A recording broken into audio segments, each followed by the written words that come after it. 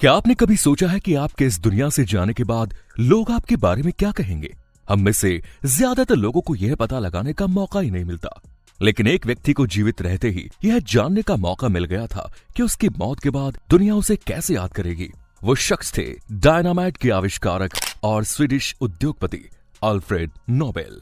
वाकया कुछ यूं है कि 1888 में अल्फ्रेड नोबेल के भाई लुडविग नोबेल का मात्र 57 साल की उम्र में हृदय रोग और सांस की बीमारी से निधन हो गया। कई अखबारों ने लुडविग नोबेल को अल्फ्रेड नोबेल समझ लिया और गलती से उन्होंने अल्फ्रेड नोबेल के मौत की खबर छाप दी। रोज की तरह अल्फ्रेड अपनी लैब में काम कर रहे थे, तभी उन्हें एक फ्रांसीसी अखबार में ये समाचार पढ़ने को मिला, जिसकी हेडिंग थी मौत के सौदागर की मौत। शोक संदेश देते हुए उस अखबार में लिखा हुआ था कि डॉक्टर अल्फ्रेड नोबेल, जो पहले से कहीं अधिक तेजी से लोगों को मारने के तरीके खोजकर अनाप शनाप दौलत कमाकर अमीर बने, कल उनका देहांत हो गया। अल्फ्रेड, जो उस समय केवल 55 साल के थे, उन्होंने जब अपने लिए मौत का सौदागर संबोधन पढ़ा तो उनका कलेजा छलनी सा हो गया। उनकी आंखों के सामने वो परिदृश्य दिखाई देने लगा जो उनके वास्तविक मौत पर होने वाला था। खुद को संभालने के बाद उन्होंने ये संकल्प लिया कि वो कतई इस तरह से याद किए जाने वाला नहीं बनना चाहेंगे।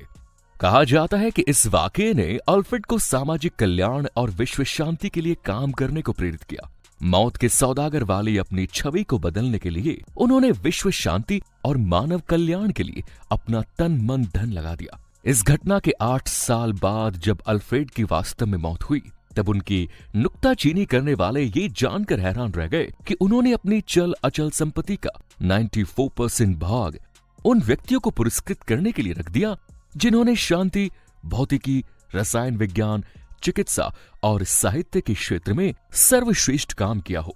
आज नोबेल पुरस्कार विश्व का सबसे बड़ा सम्मान है। अल्फ्रेड आज मौत के सौदागर के रूप में नहीं, बल्कि महान नोबेल पुरस्कार के संस्थापक के रूप में याद किए जाते हैं। आज इन्हीं अल्फ्रेड नोबेल के नाम से मिलने वाला पुरस्कार दुनिया भर के तमाम वैज्ञानिकों, साहित्यकारों, अर्थशास्त्रियों, पर्यावरणविदों, शांति प्रेमियों आदि को मानव जाति की उन्नति से संबंधित काम करने के लिए प्रेरित और प्रोत्साहित करता है। अगर आपको वीडियो पसंद आ रही है दोस्तों, तो वीडियो को लाइक जरूर कर दीजिए। अल्फ्रेड नोबेल का जन्म 21 अक्टूबर 1833 को स्वीडन की राजधानी स्टॉकहोम के परिवार में हुआ। अल्फ्रेड की मां, जिनका जन्म एंड्रिएट एल्सेल से हुआ, एक धनी परिवार से थी। निर्माण कार्य में निर्माण सामग्री के कुछ जहाजों के नुकसान के कारण हुई दुर्भाग्य के कारण इमैनुएल नोबेल को उसी वर्ष दिवालियापन के लिए मजबूर होना पड़ा जिस वर्ष अल्फ्रेड नोबेल का जन्म हुआ था। उनके पिता इमैनुएल नोबेल नई नई चीजों का आविष्कार करके उनका कारोबार करते थे। जब अल्फ्रेड महज 4 साल के थे, तभी उनके पिता को व्यापार में इतना घाटा हुआ कि उन्हें अपना परिवार स्टॉकहोम में ही छोड़कर फिनलैंड जाना पड़ा। जब वहां भी कामयाबी नहीं मिली तो वे रूस जा पहुंचे। रूस में इमैनुएल ने समुद्री सुरंगें तैयार करने का कारोबार शुरू किया। तब तक अल्फ्रेड और उसके 2 भाई गरीबी की वजह से थोड़ा बहुत ही स्कूली पढ़ाई कर पाए। उधर 5 सालों के संघर्ष के बाद जब इमैनुएल को अपने कारोबार में सफलता मिली, तो उन्होंने अपने पूरे परिवार को रूस सेंट पीटर्सबर्ग बुला लिया। अब नोबेल परिवार की आर्थिक स्थिति काफी हद तक सुधर चुकी थी। इमैनुएल नोबेल ने अपने बच्चों को पढ़ाने के लिए घर पर ही निजी ट्यूटर नियुक्त किए। अल्फ्रेड कद काठी से बेहद दुबला पतला बालक था, लेकिन उसका दिमाग काफी तेज था। उसने अंग्रेजी साहित्य, भौतिकी और रसायन विज्ञान के साथ साथ रूसी, फ्रेंच, स्वीडिश, जर्मन, अंग्रेजी भाषाएं सीखकर अपने ट्यूटरों के समक्ष अपनी प्रतिभा की अद्भुत छाप छोड़ी। अल्फ्रेड पढ़ने के लिए स्कूल में गया, लेकिन उसे किसी यूनिवर्सिटी में पढ़ने का मौका नहीं मिला। अल्फ्रेड के पिता जब कुछ सरकारी कानूनों के उलटफेर की वजह से व्यवसाय में दिवालिया हो गए, तब आर्थिक तंगी के कारण उनका परिवार स्वीडन वापस आ गया। अल्फ्रेड ने पिता के कारोबार को आगे बढ़ाने के उद्देश्य से और रसायन विज्ञान का गहन अध्ययन करने के लिए 1849 में पेरिस की यात्रा की। पेरिस में ही अध्ययन के दौरान अल्फ्रेड की मुलाकात इटालियन रसायन विज्ञानी एस्कैनियो सोब्रेरो से हुई, जिसने नाइट्रोग्लिसरीन का आविष्कार किया था। नाइट्रोग्लिसरीन पीले रंग का एक बेहद ही विस्फोटक तरल पदार्थ था। ये बारूद की तुलना में कहीं ज्यादा शक्तिशाली और खतरनाक था। अल्फ्रेड नाइट्रोग्लिसरीन का इस्तेमाल अपने व्यवसाय में करना चाहते थे, जबकि इसके आविष्कारक सोब्रेरो ने इसके व्यावसायिक इस्तेमाल का कड़ा विरोध किया और चेताते हुए कहा कि इसका उपयोग जानलेवा साबित हो सकता है। लेकिन अल्फ्रेड कहां ठहरने वाले थे। उनको नाइट्रोग्लिसरीन के अध्ययन और उसके व्यावसायिक इस्तेमाल में गहरी दिलचस्पी पैदा हो गई थी। स्वीडन लौटने के बाद अल्फ्रेड ने नाइट्रोग्लिसरीन का अध्ययन करना शुरू किया। अल्फ्रेड नाइट्रोग्लिसरीन को ऊर्जा के एक प्रचंड स्रोत के रूप में देखते थे। उनका मानना था कि अगर इस ऊर्जा स्रोत पर काबू पा लिया जाए तो एक शक्तिशाली विस्फोटक तैयार करके ढेर सारा धन कमाया जा सकता है।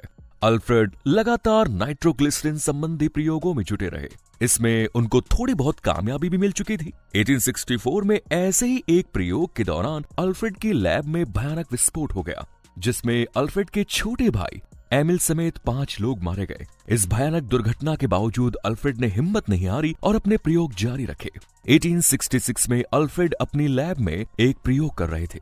अल्फ्रेड एक टेस्ट ट्यूब में भरे नाइट्रोग्लिसरीन को दूसरे टेस्ट ट्यूब में उड़ेलना चाहते थे। तभी एकाएक टेस्ट ट्यूब उनके हाथ से फिसलकर नीचे गिर गई। सौभाग्य से टेस्ट ट्यूब एक डिब्बे में गिरी जिसमें केजल गुहर नामक पदार्थ भरा था। केजल गुहर ने नाइट्रोग्लिसरीन को सोख लिया, नहीं तो इतना बड़ा विस्फोट होता कि अल्फ्रेड समेत लैब में कार्यरत सभी लोग मारे जाते। ये देखकर अल्फ्रेड को बहुत अचंभा हुआ। केजल गुहर में नाइट्रोग्लिसरीन के मिलने से जो पेस्ट बना था वो भी एक विस्फोटक था, लेकिन तरल नाइट्रोग्लिसरीन जितना नहीं। अल्फ्रेड के दिमाग में यह विचार कौंधा, क्यों ना केजल गुहर का इस्तेमाल नाइट्रोग्लिसरीन को नियंत्रित और सुरक्षित बनाने में किया जाए। कालांतर में अनेक प्रायोगिक सुधारों के बाद अल्फ्रेड ने इस पेस्ट को कागज में लिपटे हुए छड़ों के रूप में तब्दील कर दिया और उसका नाम रखा डायनामाइट। अल्फ्रेड ने डायनामाइट को ट्रिगर यानी सक्रिय करने के लिए डेटोनेटर भी बनाया, जिससे डायनामाइट का इस्तेमाल करना आसान और सुरक्षित हो गया। डायनामाइट का आविष्कार करके न सिर्फ अल्फ्रेड ने पूरी दुनिया को हैरत में डाला, बल्कि बेशुमार दौलत भी कमाई। वे लॉर्ड ऑफ डायनामाइट के रूप में जल्द ही मशहूर हो गए।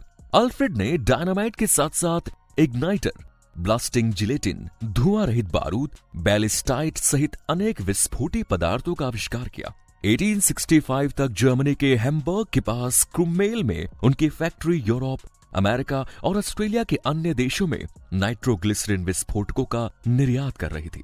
इन वर्षों में उन्होंने 20 से अधिक देशों में लगभग 90 विभिन्न स्थानों पर कारखानों और प्रयोगशालाओं की स्थापना की। नोबेल द्वारा स्थापित कई कंपनियां औद्योगिक उद्यमों के रूप में विकसित हुई, जो अभी भी विश्व अर्थव्यवस्था में प्रमुख भूमिका निभाती है। उदाहरण के लिए imperial chemical industries, ICI, great Britain, society central day dynamite, France और नॉर्वे में डायनो इंडस्ट्रीज। अपने जीवन के अंत में उन्होंने कार्लस्कोगा में कंपनी AB बोफोर्स का अधिग्रहण किया, जहां ब्योकर्न बोर्न मैनर उनका स्वीडिश घर बन गया। ऐसा नहीं है कि अल्फ्रेड ने सिर्फ विस्फोटकों से संबंधित आविष्कार ही किए थे। उन्होंने गैस मीटर, रेशम, सिंथेटिक रबर, चमड़ा और रोगन के विकल्प तैयार करने के तरीकों, सेफ्टी फ्यूज, पानी या अन्य तरल पदार्थों को मापने के लिए उपकरणों, साइकिल के लिए शिफ्ट गियर आदि पर भी काम किया। उनके नाम से दुनिया भर में कुल 355 आविष्कार दर्ज हैं। खदानों, सुरंगों की खुदाई और पत्थर तोड़ने में तो अल्फ्रेड द्वारा आविष्कृत डायनामाइट और बाकी विस्फोटक काम आते ही थे। बाद में युद्धों में भी उनके विस्फोटकों का व्यापक पैमाने पर इस्तेमाल होने लगा। दुनिया उन्हें हत्यारा मानती थी। उनके जीवन काल में ही उन्हें खुलेआम मौत का घूमता विक्रेता, मनुष्य के रूप में शैतान कहा जाता था। वे स्वयं इस बात से दुखी थे कि उनके आविष्कारों का इस्तेमाल विकास की बजाय विनाश में हो रहा है।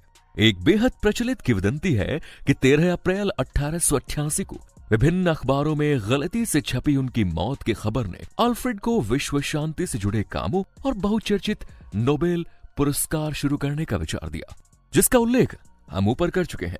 ये कहानी कितनी सच है कहा नहीं जा सकता, लेकिन निश्चित रूप से अल्फ्रेड 1888 से पहले भी विश्व शांति और मानव कल्याण से जुड़े कार्यों में खासे सक्रिय थे। दरअसल अल्फ्रेड नोबेल का जीवन बेहद जटिल और बहुआयामी था। उनके व्यक्तिगत, कुंवारेपन, आविष्कारों आदि पर तमाम दंत कथाएं और किंवदंतियां मौजूद हैं, लेकिन हकीकत क्या है किसी को नहीं मालूम।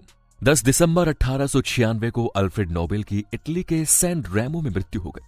अपनी मृत्यु से पहले अपनी वसीयतनामे में उन्होंने अपनी 94% दौलत उन लोगों को पुरस्कृत करने के लिए रख दी जिन्होंने विश्व शांति, भौतिकी, रसायन, चिकित्सा और साहित्य के क्षेत्र में उल्लेखनीय काम किया हो। अब हर साल 10 दिसंबर को अल्फ्रेड नोबेल की पुण्यतिथि पर यह पुरस्कार दिया जाता है। काफी हद तक इसी पुरस्कार की बदौलत आज सारी दुनिया उन्हें मौत के सौदागर के रूप में नहीं, बल्कि एक महान रसायन विज्ञानी और शांति के संरक्षक के रूप में याद करती है।